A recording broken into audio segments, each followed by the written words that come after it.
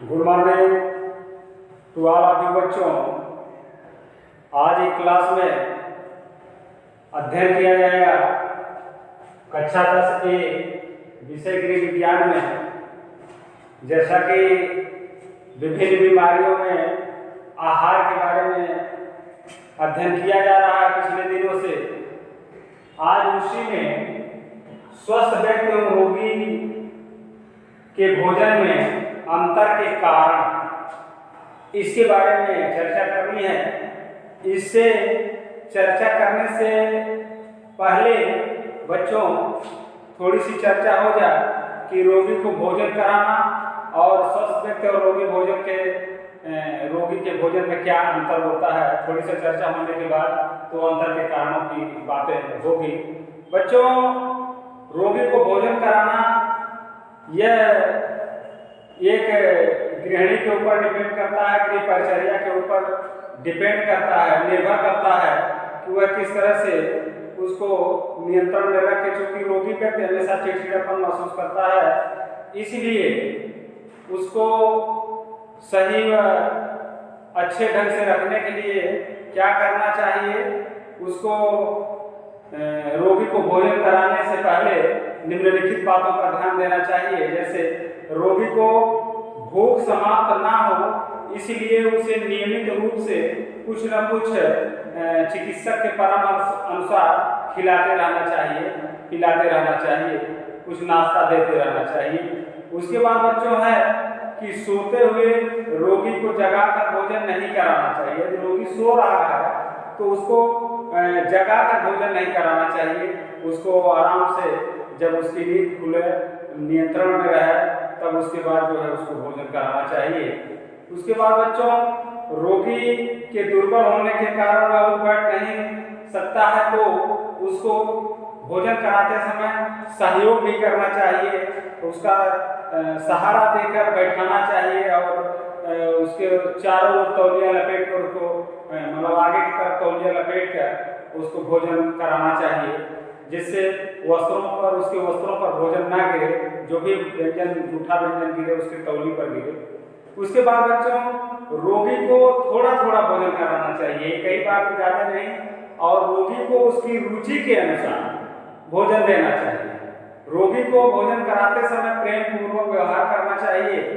भोजन को अच्छी तरह से पकाकर और उसको भोजन कराने से पहले, रोगी को भोजन कराने से पहले थोड़ा सा चेक कर लेना चाहिए कि भोजन में किस तरह का नमक है, किस तरह का तेल है, किस तरह का मसाला है, किस तरह का स्वाद है। इन सब बातों को ध्यान में रख के रोगी को भोजन कराना चाहिए। बच्चों, इस तरह से करने से रोगी व्यक्ति के अंदर चिड़चिड़ापन नहीं आता है, वह सही ढंग से व्यवहार भी करता है। उसके बाद बच्चों, बात आती है स्वस्थ व्यक्ति और रोगी व्यक्ति के भोजन में क्या अंतर होना चाहिए। तो उसमें बच्चों, रोगी की स्थिति के अनुसार भोजन की ऊर्जा शक्ति को घटा बढ़ाकर भोजन देना चाहिए और उसको एलर्जी आदि की स्थिति में कुछ विशेष भोजन बिल्कुल हटा दिया जाना चाहिए। इस तरह से बच्चों, भोजन में रेशेयुक्त भोजन को की मात्रा घटा बढ़ा दी जाती है। उसको एकाएक उसको ज़्यादा मात्रा में भोजन जो है नहीं कराया जा सकता। भोजन में बच्चों, रोगी के भोजन में घी, तेल, वसायुक्त और मसाले आदि ज़्यादा मात्रा में नहीं होने चाहिए।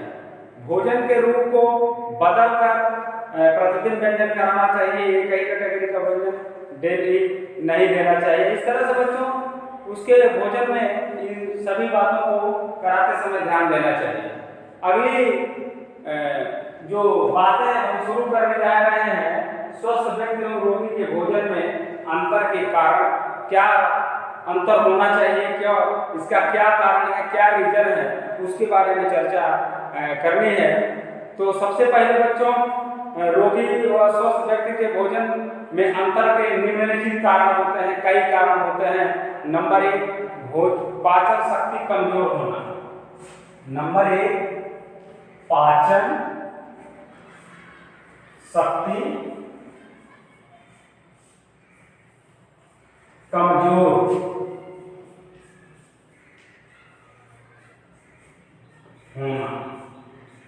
ये बच्चों अधिक दिनों तक अधिकांश रोगों में रोगी की पाचन शक्ति कमजोर हो जाती है, जिससे वह वसा, घी, तेल, चर्बी युक्त भोजन पचाने में असमर्थ रहता है।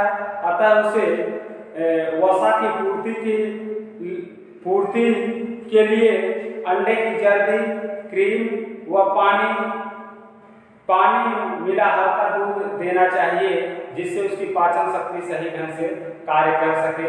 इस तरह से उसमें अंतर कर देना चाहिए, भोजन में अंतर कर देना चाहिए। यदि उसको वसा का ही चीज़ें देनी है तो दूध में पानी मिलाकर और क्रीम निकाल कर, अंडे की जर्दी को निकाल कर उसे वसा की पूर्ति के लिए इस तरह से भोजन देना चाहिए। जल की कमी अगली पॉइंट है, दूसरी पॉइंट है जल की कमी। बच्चों, जल की कमी कब होती है? तमाम तरह के ऐसे रोग होते हैं जिसमें रोगी को जल की कमी हो जाती है, जैसे पेचिश, ज्वर, अतिसार आदि रोगों में शरीर का अधिकांश पानी बाहर निकल जाता है। इस स्थिति में रोगी के लिए अधिक पानी व पेय पदार्थ वाला भोजन देना चाहिए, ग्लूकोज देना चाहिए। अत्यंत आवश्यकता होती है इस सब पेय पदार्थों को देने के लिए। यदि उसकी जल की कमी है तो उसमें अधिक मात्रा में पेय पदार्थ दे देना चाहिए बच्चों, जिससे जल की पूर्ति जल्दी पूरा हो सके। यह इस तरह से उसके भोजन में स्वस्थ व्यक्ति रोगी के भोजन में अंतर करके देना चाहिए बच्चों, स्वस्थ व्यक्तियों के अलावा। रोगी स्वस्थ व्यक्ति एवं रोगी के भोजन में अंतर के कारण स्वस्थ व्यक्ति एवं रोगी के भोजन में अंतर। तो इस तरह से बच्चों अगली बातों का ध्यान देना चाहिए कि शरीर के ताप में अंतर। तीसरी पॉइंट है शरीर के ताप में अंतर। बच्चों, रोगी का शरीर का ताप यदि बढ़ा हुआ है तो उसमें भी अंतर करके भोजन देना चाहिए, क्योंकि उसके शरीर में ऊर्जा की खपत स्वस्थ व्यक्ति की अपेक्षा अधिक होने लगती है। अतः रोगी के ताप को समान बनाने के लिए ठोस भोजन की अपेक्षा तरल भोजन की आवश्यकता होती है। तरल भोजन का मतलब हो गया बच्चों तला हुआ नहीं, बल्कि लिक्विड वाला भोजन, पतला भोजन, पतला व्यंजन पानी की तरह उसको देना चाहिए, जो शीघ्र पचने में सहायक होता है। शक्कर की पूर्ति शीघ्र पचने वाले ग्लूकोज से की जाती है, जो रोग समाप्ति पर ऊर्जा प्रदान करने वाले कार्बोहाइड्रेट वसा की मात्रा धीरे धीरे बढ़ाई जानी चाहिए। इस तरह से बच्चों इन सभी बातों को ध्यान देना चाहिए। उसके बाद बच्चों अगली पॉइंट प्रोटीन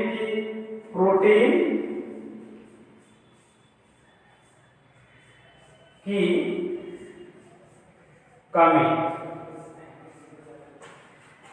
प्रोटीन की कमी होने पर रोग, चोट व ज्वर की अवस्था में शरीर की प्रोटीन की आवश्यकता होती है, जिसमें उसमें हानि हो जाती है। किसी तरह के रोग हो जाने पर, किसी तरह से चोट लग जाने पर, किसी तरह से अस्वस्थ होने पर प्रोटीन की कमी हो जाती है, तो जिससे रोगी का शरीर बहुत दुर्बल और पतला, कांतहीन हो जाता है। अतः उसे प्रोटीन युक्त पदार्थ जैसे दूध, हरी सब्जी, विभिन्न तरह की दालें, अंडा विशेष रूप से देना चाहिए बच्चों। इस तरह से बच्चों उसके भोजन में इस तरह से व्यवस्था करनी चाहिए कि जिससे उसको भोजन स्वास्थ्य में दिक्कत ना हो। इन सब बातों का ध्यान देना चाहिए। विटामिन व खनिज तत्वों की कमी पर अगली पॉइंट है विटामिन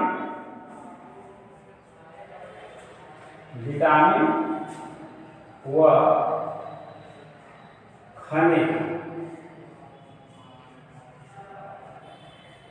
तत्वों की कमी।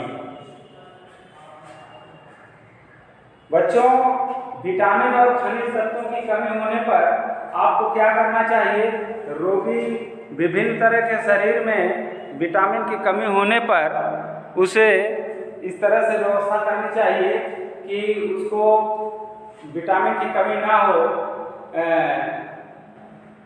जिससे रोगी को पाचन शक्ति पर प्रतिकूल प्रभाव पड़ता है। अतः पानी या अन्य किसी तरल पदार्थ में घुलनशील विटामिन आदि रोगी को अधिक लाभ पहुंचाते हैं। फलों का सूप, नमक, नींबू आदि इस कमी को पूरा करने में सहायक होते हैं। बच्चों इस तरह से ये सब चीज़ें उसके रोगी के स्वास्थ्य को देखते हुए तैयार करना चाहिए, जिससे उसका शरीर सही हो सके। स्वस्थ व्यक्तियों से अलग उसके व्यवस्था करनी चाहिए रोगी व्यक्तियों के। अगला है रोगी के भोजन का वर्गीकरण। अगली पॉइंट है रोगी के भोजन का वर्गीकरण। रोगी के भोजन का वर्गीकरण। बच्चों ये वर्गीकरण का है, वर्गी मतलब वर्ग में बांटना, अलग अलग करना, यानी प्रकार कह लीजिए। तो रोगी के भोजन का वर्गीकरण या कह लीजिए रोगी के भोजन को 3 भागों में वितरित किया गया है, निम्नलिखित भागों में वितरित किया गया है। नंबर 1 बच्चों तरल आहार। तरल आहार ये 3 भागों में बांटकर बच्चों भोजन को रोगी को देना चाहिए। 3 भाग क्या है? सबसे पहला भाग है तरल आहार। तरल आहार में क्या है? रोग की अवस्था में होने रोगी की सामान्य आहार दिया जाना चाहिए। उचित नहीं होता, किंतु क्योंकि रोगी के दुर्बल होने व शक्ति क्षीण होने के कारण वह सामान्य आहार पचा नहीं पाता है। तीव्र ज्वर, अतिसार, जीभ मिचलाना, उल्टियां आदि की परिस्थिति में जब रोगी भोज्य पदार्थों को पचा नहीं पाता तब उसे तरल आहार दिया जाता है। इसमें बच्चों तरल आहार का मतलब जैसे नींबू का पानी, ग्लूकॉन डी, विभिन्न तरह के सूप, मांस आदि का पानी, चाय, दूध, फलों का रस आदि देना चाहिए। ये सब चीजें इसमें तरल आहार में आता है बच्चों। अर्ध तरल आहार में दूसरी पॉइंट अर्ध तरल आहार। आधा मतलब हो गया बच्चों आधा, माने गला कर। ये जब रोगी हल्का फुल्का कुछ खाने लगे रोग के सामान्य होने पर अर्ध तरल आहार के नरम व सुपाच्य आहार हैं, जिनमें कुछ ठोस तथा नरम खाद्य सामग्री मिली रहती है। अर्ध तरल आहार पूर्ण रूप से द्रव अवस्था में नहीं होता। इसके अंतर्गत खिचड़ी, दलिया, साबूदाना, आधा उबला अंडा, घुटी हुई सब्जी आदि अर्ध तरल के प्रमुख उदाहरण बच्चों। नरम होने के कारण ऐसे आहार को चबाने के लिए रोगी को ज्यादा श्रम करना नहीं पड़ता है, जिससे उसकी पाचन क्रिया सही से भोजन को पचा देती है, आसानी से पच जाता है भोजन। बच्चों अगला भोजन जो है तीसरी पॉइंट नरम आहार, कोमल आहार। कोमल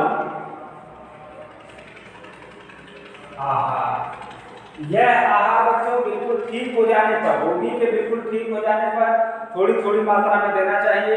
यह तीव्र ज्वर, पेट की बीमारियों के बाद, लंबी बीमारी के बाद या ऑपरेशन के बाद यह रोगी के शरीर में अत्यधिक दुर्बलता आ जाती है। ऐसे समय में भोज्य पदार्थों को इस प्रकार तैयार किया जाना चाहिए या किया जाता है कि उनके रेशे आदि नरम हो जाएं। एक आहार सामान्य आहार की भांति ही होते हैं। रोगी को रोग के उबरने के पश्चात धीरे धीरे हल्का ठोस आहार दिया जाता है।